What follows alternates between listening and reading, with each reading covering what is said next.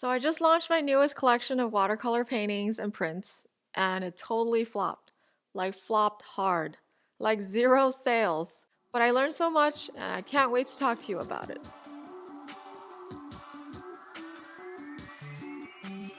Hi, creative friends. This is Kathy from Easy Sunday Club. In our YouTube channel, we help artists and designers turn their creative daydreams into reality with actionable business advice, how-tos, and occasionally watercolor tutorials. Today, I want to do a recap of my recent landscape watercolor collection that launched in January 2021.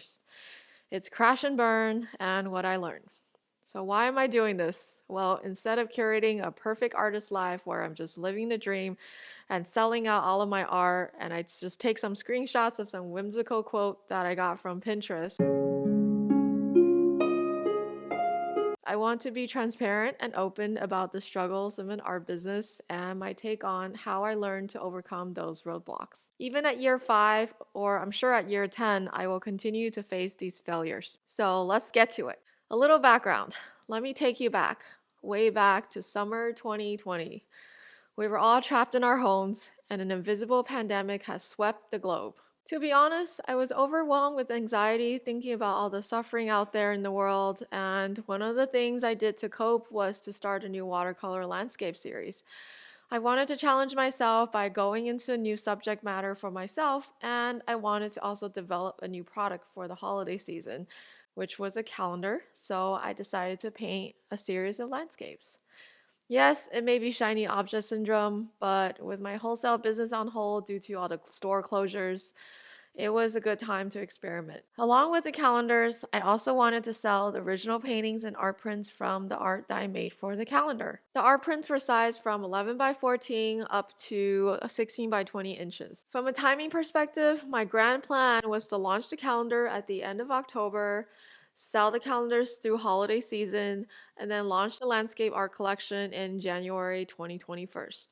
My hypothesis was that I wanted to make sure that calendars sold through and did not have competition with the prints and originals, and I also didn't want to crowd the marketplace during holidays as I thought people would be busy shopping for other people's gifts, and landscape art isn't exactly an ideal gift that you buy for someone else. I figured if I waited till January when customers would be more in the home decor mode and would be less distracted. So that was my grand plan. And what actually happened? The calendar launched at the end of October, and as of February 2021, we have sold close to 250 of them and made a healthy profit. Yay! Regarding the prints and originals, I got strong signal from the market, at least I thought I did. I was able to pre-sell an original painting from Instagram and tested prints with 2 of my retailers, Key Coffee in Portland and Space Montrose in Houston. Even though they were small quantities, they were selling. All things looked positive. So I decided to launch the print and original collection in February 2021. Leading up to the launch, I had a product shoot of the original painting, had an assistant help me clean up the photos and make frame mock-ups, and made some test prints to make sure that the color reproduction was meeting my standards. For marketing, I made a couple of Instagram stories, did an Instagram post, updated the hero image on my website, and sent an announcement to my email list on the day of launch. Then launch came. Can you guess how many sales I made? Nothing. Zero. Zilch. Nada. It was a big fat fail. Now, just to further rub it in, let me share that 99% of my emails to my email list has generated sales on the same day. Email has been a very powerful marketing tool, but with this one, even a week after sending, I still got zero sales. So now what? Do I take my paintbrushes and go home? No, I'm already home. If it was the old Kathy when I started painting in 2016, the feeling I would feel would be embarrassment, shame, thinking my art's not good enough, thinking I wasn't good enough to cut it in this dog-eat COVID world. But in 2021, battle scar tested Kathy is trying to flip the script and say, let's do a post-mortem analysis of what worked and what didn't. So let's start with the bad. First, I had a bad pre-launch strategy. I did not post enough on Instagram to warm up my audience. My IG post was muddled with different topics that reflected more of my personal brand around that time than focusing on this collection or sharing behind the scenes.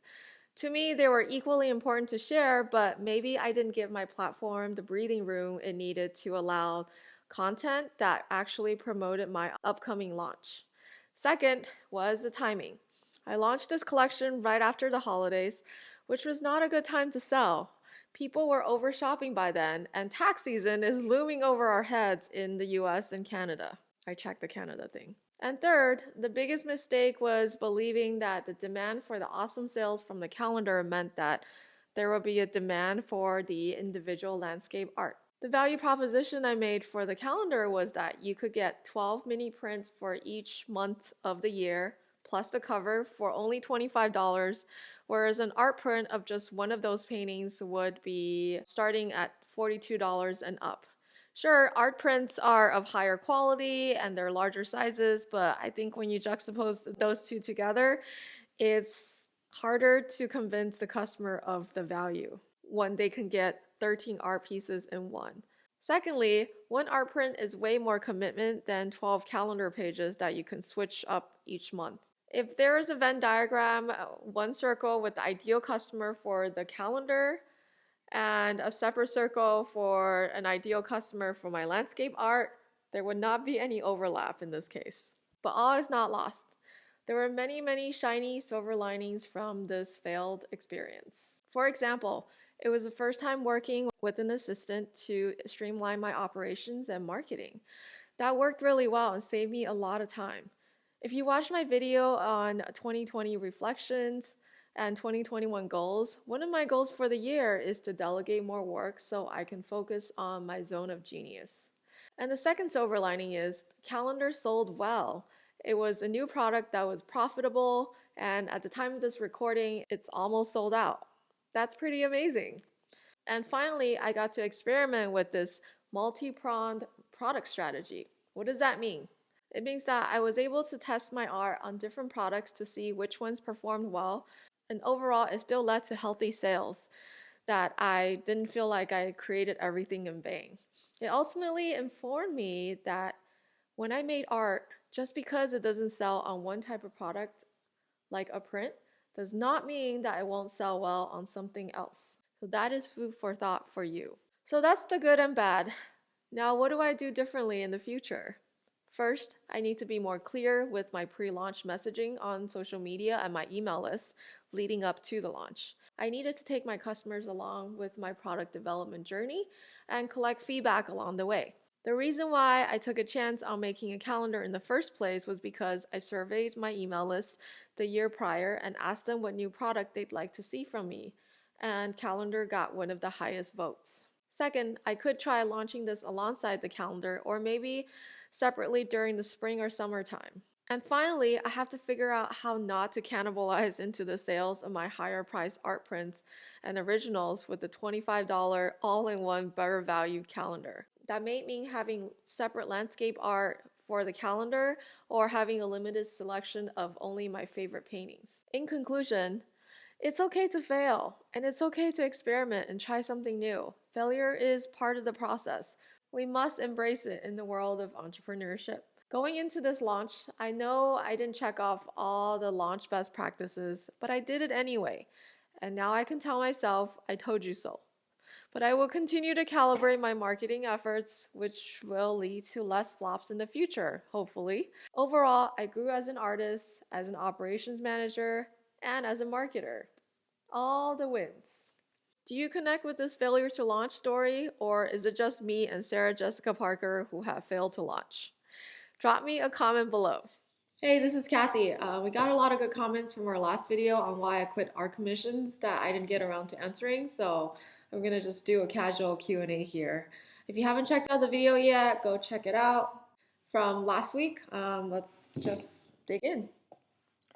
So this one's from Jack Smith. My art is varied. I paint nautical subjects, farm animals, birds, portraits, and many other things. What should I do? My experience painting is over many years just for fun, and I love doing it. Should my business be one subject? It's hard for me to decide. Jack, I empathize with you, especially if you've been painting for many years, you're probably good at painting many things, right? So it's hard to commit to one thing. I would just suggest, if you can, to commit to one niche, so one subject. No, I've been doing animals for the last 4 or 5 years. For at least 6 months. You can still paint other things on the side for fun, but just don't include that as part of your product offering, right? Because you don't want to do it.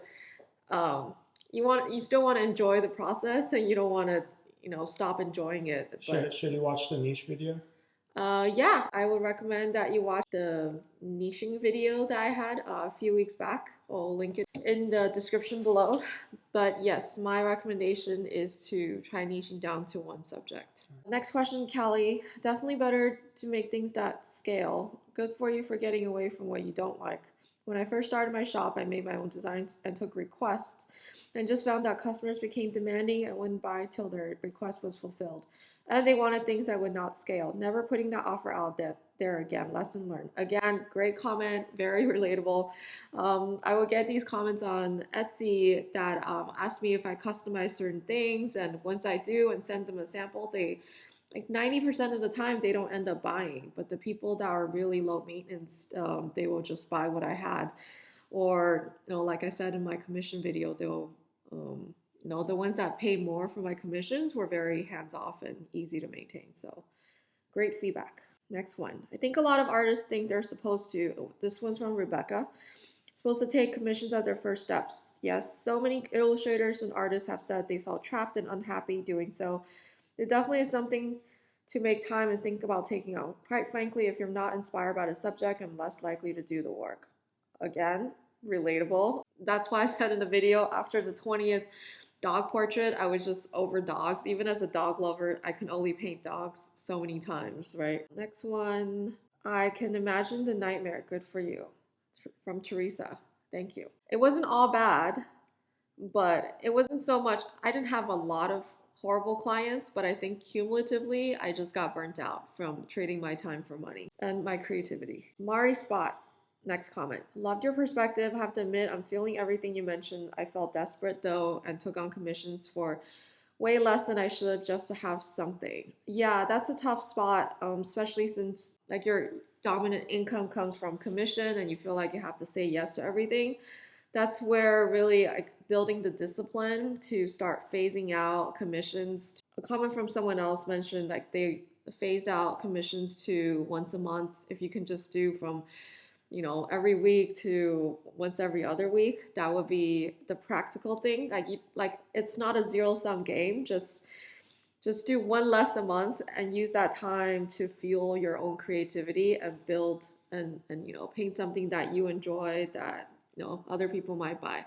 If you really depend on it now, it might take longer, but I feel like you have to build that discipline to get there.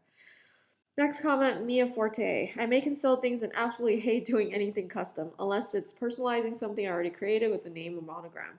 Very good points in your video. Thank you. Some of these custom requests are quite painful to address. Comment is from Brogna Arts.